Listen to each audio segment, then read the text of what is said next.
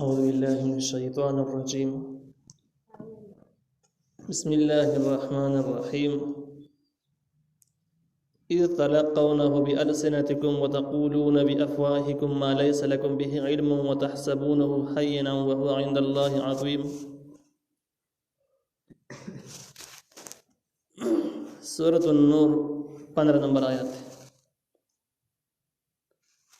و دې 15 نمبر کې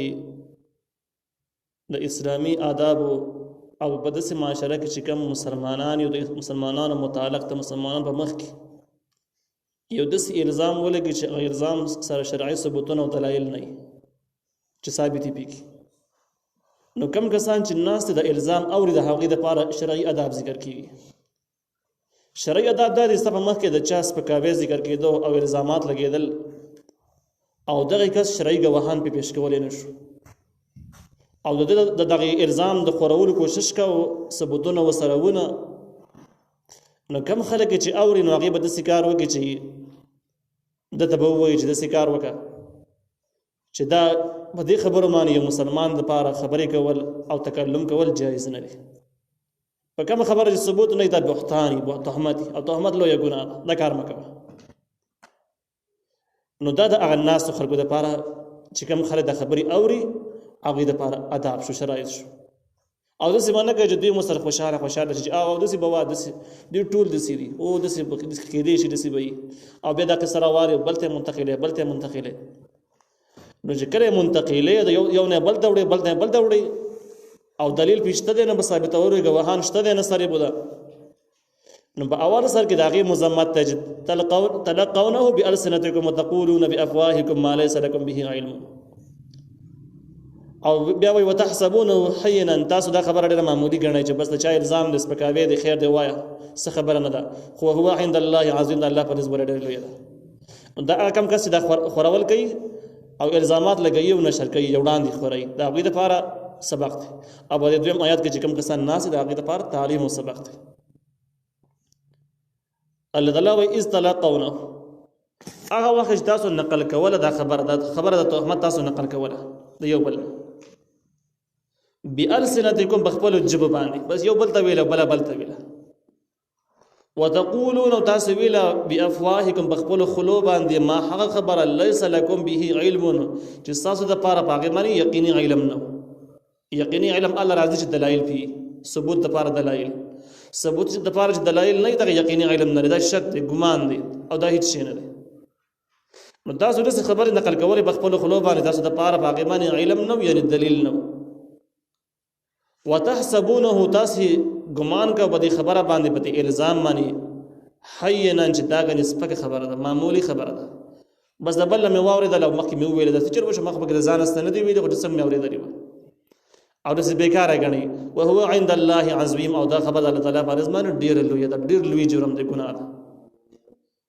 او بیا د یو د مسلمان د امت مور باندې الزام لګول چې هغه د هغې زنانه په د الله تعالی په نزد باندې یو ځان له مقام لري، یو ځان شان لري، بیا د پیغمبر په بیبي باندې الزام لګول چې هغې ته هم دومره لوی درد ورسېږي، بیا د صحابه کرام معاشره کې د صحابه کرامو زړونو ته هم دومره درد ورسېږي چې لوی پاک مقدس مخلوق دی، نو ښکاره خبره ده چې دا بس څومره غټ جرم یې د دې جرم انتها په کوم ځای کې نه پورې شوه. نو دا تعلیم شو، تربیت شو، سبق شو د هغه خلکو دپاره چې کوم خلکو په معاشره کې داسې باس کېږي او خلک یې کوي او بل ته نقلوي، نو داسې خبرې کول او بل ته منتقلول دواړه جرم دی. حدیث مبارک کې داسې معاشري باره کې نبي علیه السلام فرمایي یحسب للکذب ان یحدث ما یسمع، دا خبرې په دروغو کې شمارېږي چې سړی د بل نه واوري او بل ته وایي. څه مطلب؟ یعنې هغه خبرې چې د هغې په ثبتولو باندې د سره هېڅ دلیل نشته خو اورېدلې خبرې دي، دغه اورېدلې خبرې بل ته منتقلول دا په دروغو کې شمارېږي. او چې د کوم چا نه ته خبره اوري دې کس ته به ګورې چې څنګه سړی دی، دا مخکې نه رښتیا وایي که دروغ وایي. قرآن دغه تعلیمات هم ذکر کړي چې وروسته به راشي چې کله یو فاسق کس خبر راوړي په تبین و تحقیق یې کوئ، یو بل ته مه منتقلوئ، تحقیق کوئ چې رښتیا دی که دروغ دی. هغه کس چې مخکې نه دینداري معلومه نه ده یا د هغې بېدبارۍ مشهورې دي او پیغام یې راوړ، تاسو په یقین مه کوئ، خپل تحقیقات کوئ چې څنګه چل وشو. نو په دغه سلسله کې علماو لیکلي دي چې موجوده کم نشریاتي ادارې چې دي کوم میډیا چې په دې چې کوم پیغامات نشریږي نو د نقلوي بل تمام چې ما واوریدل ما ولیدل ځکه دغه خلک ټول فاسقان پاجران د کرایي خلک دي چا چې پیسې ورکړي هغه د پاره نشریات کوي شپې ته پر دروغ شي خبره نه ده د کرایي خلک دي دوی د صحافت نه کوي چې کني حقیقت خلکو ته خري دا ټول د کرایي خلک د اسلامي میډیا نه ده اسلامي نشریات نه دي او د الله تعالی په نسبت باندې دا ډیر لوی جرم د صحافت غلط استعمال انتهایی لوی جرم دی کله چې مکه فتح شو نبی کریم صلی الله علیه وسلم د عام معافی اعلان کړ او خلکو ته ویل زه هغه خبره نن کوم چې کوم یوسف علیه السلام خپل ورونه ته کړی و چې لا تثریب علیکم اليوم تاسو باندې بدن ورځ زمار تر هیڅ قسم تجاوز نه ټول مې معاف کړی هیڅ خبره نشته دی البته کوم کسانو چې د اسلام خلاف نشریات کړی دي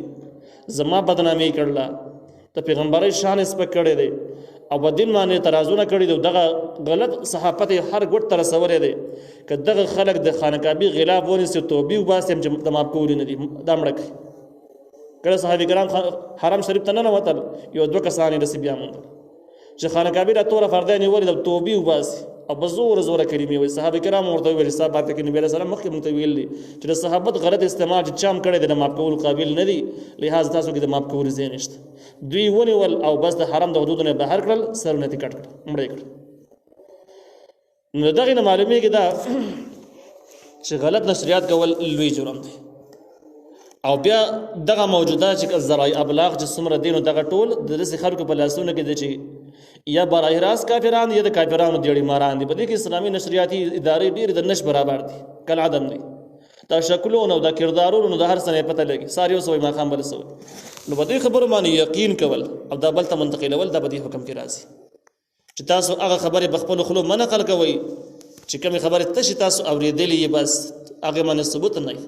همدغه کمال له بده میډیا کې چې د بزرګ نه یو لوی ظالم ثابتې جوړی دي او د یو لوی مجرم او ګناګار او کافر نه یو بزرګ جوړی در د میډیا کمالات غلط نشریات سماره ده نو دې ځکه کې الله تعالی وایي چې تاسو په خلو باندې هغه خبرې ویلې چې تاسو د پاره باغې باندې یقیني علم نو اوریدل هم ټیک د چوي لیکن یقیني علم ثبوت په تاسو سره نه بیا تاسو خیال دا و چې کنده سپکی خبرې دي خدا تعالی تعالی په نسبت ډېرې لوی خبرې وي ولولا اذ سمعتموه اول نو په هغه وخت تاسو اوریدلې وې دا الزام د خبره اوریدلې وې چې د مؤمنانو په مور باندې دروغ الزام لګي قلتم تاسو ویلې وې ما يكون لنا ندي جایز زمونږ د لپاره ان نتکلم بهذا چې بدی خبرې وکړو مونږ دا جایز نه دي ځکه ثبوت نشته شرعي دلیل نشته دی نو بده منمو لپاره بحث کولم جایز نه دي چې دا به او یا صفوان رضی الله تعالی عنہ هم دې د لپاره پاتې شوی او یا رجو دا هم دې د لپاره ځان د اوخینه پاتې کړو نه دا خبره موږ جایز ځکه نه دي چې بده باندې شرعي دلیل نشته دی نو موږ به خبرې کول ټیک نه دي دې ځکه کې یو سوال دا دی چې یاره دا خو ټیک دی چې د دې خبرو په ثابتولو باندې خو شرعي دلیل نشته لکه څنګه چې په ثابتولو باندې شرعي دلیل نشته دی د سره دی په دروغ باندې هم شرعي دلیل نشته جری دروغ شي نو بیا دې ته دروغ ویل څنګه دروغ ویل څنګه دي جایز دي کنه جایز دي چې پیغام راوړو شرعي دلیل په نشته گواهان ثبوت نشته نو موږ ټیک د رښتیا ورته نه وایو ځکه ثبوت نشته دی خو آیا دروغ ته ویل شو کنه شو ویل ځکه چې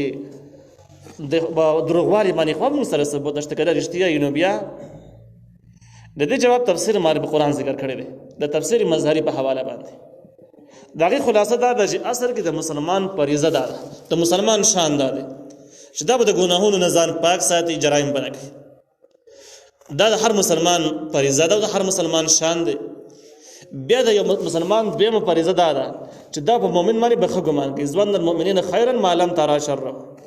په مسلمان باندې به هغه پوری د خیر ګمان ساتي ښه ګمان ساتي تاسو پر جبر خپل سترګو ته به جرم لیدل نه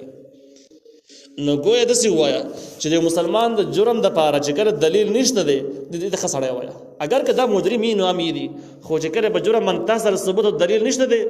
نو شرعي تعلیمات دا د جبر د کس باندې به ښه ګمان کې بد ګمان پینې کې نو بده وجه باندې تر څو پورې مسلمان بارک یو جرم ثابت شوی نه هغه پورې ته مجرم ویل غل ویل زناکار ویل دا جرم دی ګناه ده تر څو پورې چې شرعي دلایل سره دا ثابت شوی نه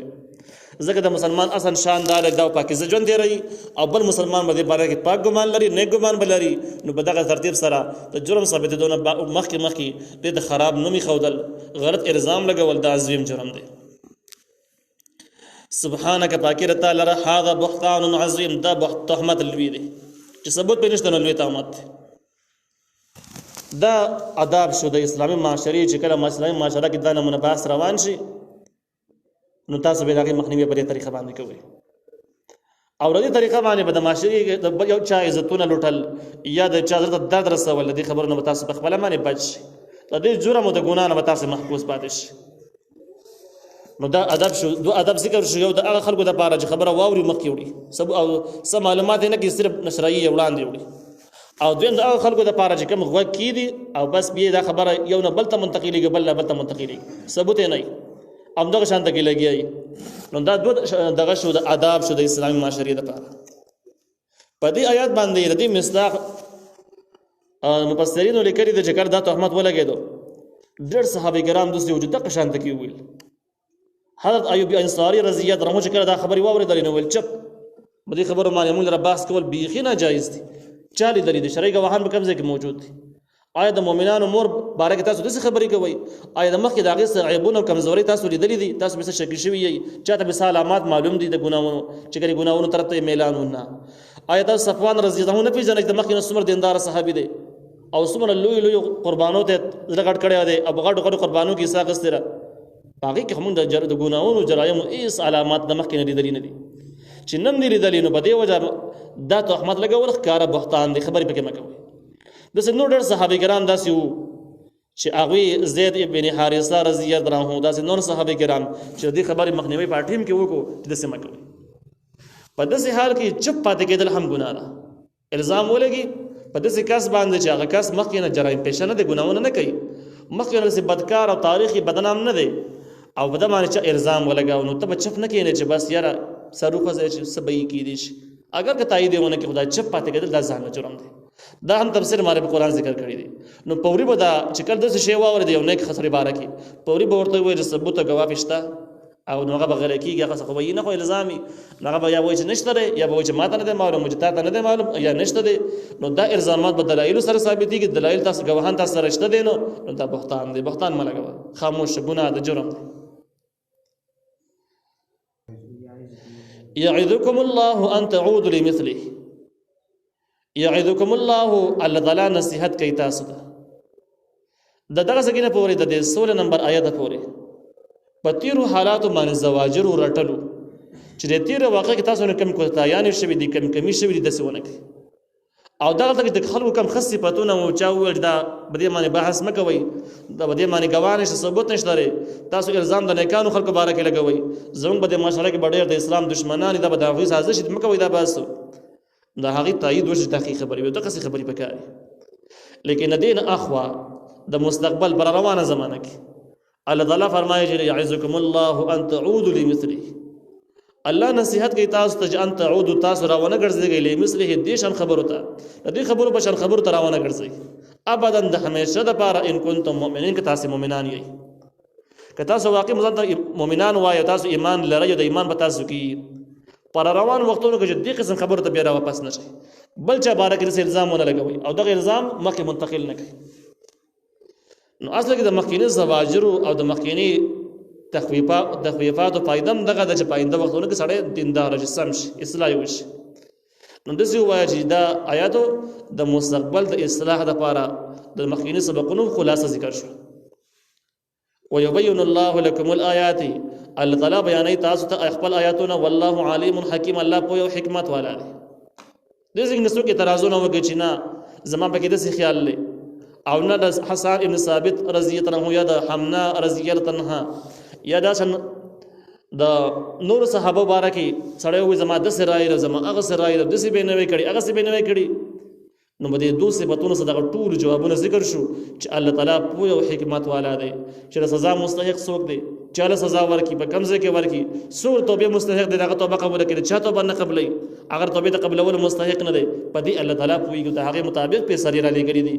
نو د کوم احکام چې نازل کړي دي بالکل په خبر ځمن صحیح دي یعنی د شرعي احکامو کې اعتراضونه کول چې زما د سرای دا او زما د خیال له او دا حکم نه دي شي خلاف شو دا حکم د هغه شي خلاف شو دا ټول جوابات په عالم حکیم کې وشو چې ګور الله تعالی په هر څه باندې پوهیږي ته ځان خو خيار کوم دا الله نه ته خيار نه چې په احکام اعتراضونه کوي او کومه په سره چې کړي دا ټیک دي د حکمت نه ډکې دي د حکمت سره برابر دي ستاسو دماغ راهلي کړه راځي که ته خطا یو کړه صحیح باندې کې مکار نشته خو خدای په سره بيخ صحیح دي ځکه چې الله تعالی علیم حکیم دی، پوه او حکمت والا دی، ټول نظام یې درست او صحیح دی. او دا د عام کس کتاب نه دی چې د بې اعتراض وکړي.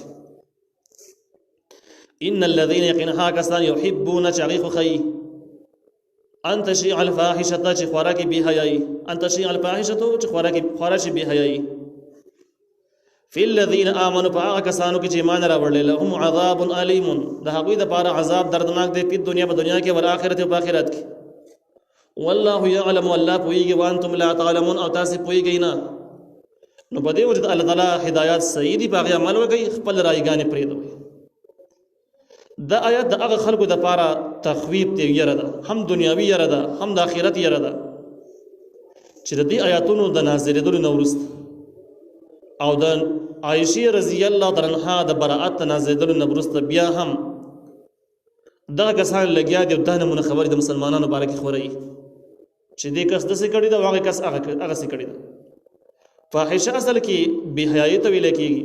او دې ځای کې د بېحیایي الزامات ترې مراد دي یا د بېحیایي واقعات ترې مراد دي، چې د بېحیایي قصې خلکو ته کوي چې پلانکې داسې تللی و، ډینګی داسې تللی و، داستانونه دې شروع کړي دي، هېڅ څه پیدا نشته، نه پکې څه شرعي احکام نافظولی شي، نه څه د ګناهونو د مخنیوي مقصد پکې شته دی، بس هسې د خلکو عزتونه راکنستل دي مقصد دی. نو د دې نقصان دا دی چې د دې سره خود به خود بېحیایي عام کېږي. دا قدرتي خبره ده چې د کشرانو له مخکې چې کومې خبرې کې به هغوی اثر کوي، هغوی ذهنونه خالي. نو که دې ته کومه خبره هم د دوی په مخکې کم بحث کې او د چا صفتونه ورته کوي، نو بس هغې خوښېږي، هغه ډېر څومره هم خراب سړی دی د خوښي د کشرانو خوښي. او که د چا مذمت ورته بیانوي، نو که څومره هم هغه نیک انسان وي، نو د دې کشرانو هغه بیا بدي شي. نو په دغه طریقه باندې په خلکو منځ کې د چا متعلق د چا د سپکاوي متعلق چېرې دې داسې کړي وه هغسې کړي وه، د نبي علیه السلام د شان او د بیبیانو د شان نه علاوه د عام مؤمنانو باره کې هم دا نمونه قصې خورول او کول دا داسې ده چې ګویا دی خو ښیي چې په مسلمانانو کې د بېحیایي عامه شي او مسلمانان د بېحیایي په نوم باندې بدنام شي. دغه مسلمانانو کې بېحیایي عام کول او دې په بېحیایي په نوم باندې بدنامول د دې دپاره دوه قسمه سزاګانې دي. نو الله تعالی وایي لهم عذاب علیم فی الدنیا والآخرة، د دوی دپاره به دردناک عذاب په دنیا کې هم او په آخرت کې هم. دنیا کې اسلامي نظام موجود و، د حد قضا په شکل کې به ورته میلاو شي. دویم په هېڅ ځای کې به ګواهي نه قبلېږي، یو انسان به یې خو د زناور نه بدتر څوک د خبره معتبره نه به ګواه کې څوک نه اخلي، تر دې چې د نکاح په ګواه کې هم دا ګواهي نشي ورکولی، ته به ګواه کې نشي کېنولی چې یاره بس نکاح راموږ سره کېنه، ځکه هغه د ګواه نه وتی دی، هسې بس شکر د انسان پاتې دی، خو نور د ګواه مستحق پاتې شوی نه دی. نو دا هم غټ تذلیل ذلت دی، غټه رسوایي ده چې روغ رمټ انسان معاشرې ګرځي را ګرځي، خو ته به ګواهي کې قبلولی نه شي، دومره حیثیت یې پاتې شوی نه دی. نو دا دواړه چې رایوځي کې دا ښکاره ظاهري عذاب دی د دې جرم چې سړی الزام لګوي او ثابتولی نه شي. او که بلې دنیا کې داسې نظام نه سزا ولا ورکړي، که بلکې هر څه چې کوم دی ګډوډي بل شان نظامي او دا پکې جرم نه تصورېږي، نو په دې صورتونو کې ټیک ده چې په دنیا کې به د مسلمانانو په لاسونو سزا ورته میلاو نه شوله، همداسې پاتې شو. لیکن الله تعالی د غریب نه چرته نشي بچ کېدی. نو ممکنه ده چې دغه سزا ول الله تعالی د بیماری په شکل باندې ورکړي، په بل شکل باندې ورکړي، په بل قهر باندې وي، او دغه سزا ورته الله تعالی ورکړي، ځکه د الله تعالی حکم ده چې په دنیا کې سزا میلاوي. نو که د مسلمانانو په لاسونو نه بیا به الله تعالی قدرتي نظام کې سزا میلاو شي، خو پاتې کېږي به نه. دغه شان والآخرت په آخرت کې هم چا چې الزام لګول په آخرت کې بچ نه دی، او په آخرت کې به هم سزا میلاوي. والله یعلم، الله پوهېږي وانتم لا تعلمون، تاسې نه پوهېږئ. نو بیا هغه مخکینی خبره شوه چې مسلمانانو باره کې چې کوم احکام نازل شو د پاکدامنۍ باره کې، د پردې متعلق، د فحاشۍ د ویلو خورولو متعلق، د الزاماتو متعلق، د حد قذف متعلق، د زنا د حدونو متعلق، په دې کې د څوک نه وایي چې زما رایې داسې ده او دا یاره که موږ دا حکم نافظ کړو نو داسې به وشي، او بیا به خلک وایي چې دوی وحشیان دي او د حقوق بشر خلاف دي، د انسانیت خلاف دي، خلک به تجارت پرېږدي او داسې به وشي او هغسې به وشي، او دا خبرې د ماډ رنده ورسره بیا سمون نه خوري. دا ټولې خبرې هغلته کېده وه والله یعلم وانتم لا تعلمون، الله پوهېږي تاسې نه پوهېږي. دا ټولې خبرې په خپل ځای صحیح دي، تاسې نه پوهېږي، الله پوهېږي، د الله احکام عملي کوي. په دې سکن کې د قرآن نه د دې ځای پورې چې کوم آیاتونه ذکر شو، دغه ټولو خلاصه دا ده چې د فحاشۍ خبرې کول دا دې هم بند شي، او د چا نه چې څه ګناه جرم شوی نو چې څو پورې هغه بیخي شهرت یې نه موندلی او څلورو ګواهانو ته پکې خبره نه رسېدلې، تر هغه پورې دا خبرې دفع کړي، دا خبرې مه خوروئ. دا بیکاره باز تاسو خلکو منځ کې کوي چې پلان کې د څه تل اورنګ د څه تل په خلکو کې جرأت پیدا کیږي د جرمونو جرأت پیدا کیږي دا خو هم معمول له پلان کې د څه کړي وډینګ د څه کړي د دې سره یو حیا کم چې د خبرو کې حیا کم شي د مشران د کشرانو نه شرمېږي د کشران د مشرانو نه نه شرمېږي به حیا کم شي دویم د خلکو ذهنونه کې دا راشي چې کنده څه جرم نه دی ځکه چې دومره خلکو جرمونه وکړ چې تاسو ویلیس چلمونه معلومیږي د داړو جرم نه دی دا دویم نقصان پیدا شي خلک ګناونه ډاډش نو او په دې صورتونو کې چې کوم دی نو دغه بحثونه مکوي د بحثونه بند کړي چې بحث شروع کو او به ثابتول نه شو نو بس حد قذب کې دی وویل شي چې بیا ونه کی دویم صورت دا د چې دغه شان ګناونه کړي د ګناونو ډیر شهرت پیدا کړي دي اوس د پټورو سریبو د دین کته څومره خاري کې د ګناو جرایم پټ کې هغه د پټورو سریبو د دین ډیر زیات شوی دي شریعت به دا وایي چې دغه جرایم دغه خلکو ته بس سری عام چې کم خلک خبر دي دغه خلکو په مخ کې سزا ملو شي سری عام سزا دی ورکړي شي دغه چې کیسه سم خبره شوی د پټې ډول نه ده نو جو سزا د خلکو د مخې ملاو شي کم خلکو چې جرایم اوریدلې دي چې هغه ته اندازه ولګي چې دا جرم سم معمولی جرم نه لري دا چې سړی وکړي نو د سزا ته بیا ملاوي نو خلکو به ځنو کې د ګناه سره وړه ګناه بیا نه ښکاري اول دا د جرم پټول بیا چې نه پټې دا بیا د سری عام سزا ورکول نو بیا مبصرینو لیکري دي چې په حال چې کوم په حاشیه یا ناجایز مړی قتلونه دا چې څومره عام کیږي او زیاتېږي د دې وجه هم ده چې بحثونه رواني چې دې ځکه ګناه وشوه او بیا څه چل وشو هېڅ چل ونه شو چې سزا ورکړل نه پلان کې ځکه قتل وشو هلکه زوی پاسې پلار یې ویشت څه چل وشو هېڅ چل بیا ونه شو قصه دغه ځای باندې ختم نو په دې په دې طریقه باندې چې کوم د جرایمو سلسله سیوا کیږي کمیږي نو خلکو ته دا معمولی خبرې ښکاري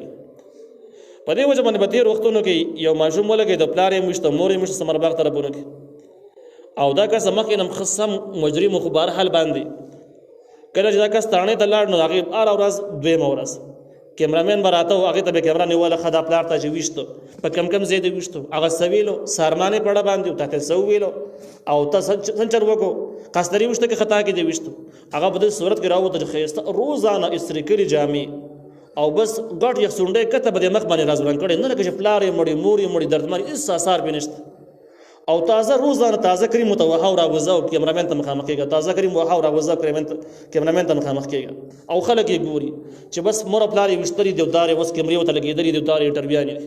نو په دې طریقه باندې څومره اهل علم حضرات چې هوښیار خلک ټول د دې سخت مذمت وکړو چې د شي جرم کړی په دې حال کې مه پیش کوئ چې جامې استري کړي نوې ښایسته واسکټ اچولې روزانه کپړې ورته بدلوه سونډۍ ورته راځوړندوه کریم ورته وهه کیمرې ته مخامخ کېږه دا خو تاسو نور کسانو د جرأت پیدا کوئ چې هغې مور پلار ولي مړې کړي او دا اړوسه جرم تصور نه شي چې کنه جرم دی نو لهذا عام مجرمان چې څنګه په هغه شکل کې دي پیش په سر باندې پرده واچوئ مخ ولا پټ کړئ سترګې ولا وتړئ چې کم از کم عام خلک یې ویني چې هغوی ته پته ولګي دا جرم دی دا صحیح کار نه دی بیا چې د کیمرې نه پناه شو بیرته کولاو کې څه خبره نه ده خو داسې به شان شوکت کې مه پیش کوئ ته به وایي چې بالکل هندوستان یې فتح کړی دی به شان شوکت سره فاتح دی په دې طریقه باندې نه ځکه په دې طریقه باندې بیا په عامو خلکو کې د جرایمو حوصله پیدا کېږي نو همدغه قرآن هغه طریقې کار دی چې ګناه پټوئ مې ښکاره کوئ چې ښکاره شو بیا ستاسې عام سزا ولا ورکړي چې خلکو کې د دې ګناه جرأت پیدا نه شي او د ګناه حقیقت ته معلوم شي وړی ونه ګڼي نو والله یعلم الله پوهېږي وانتم لا تعلمون او تاسې پوهېږئ نه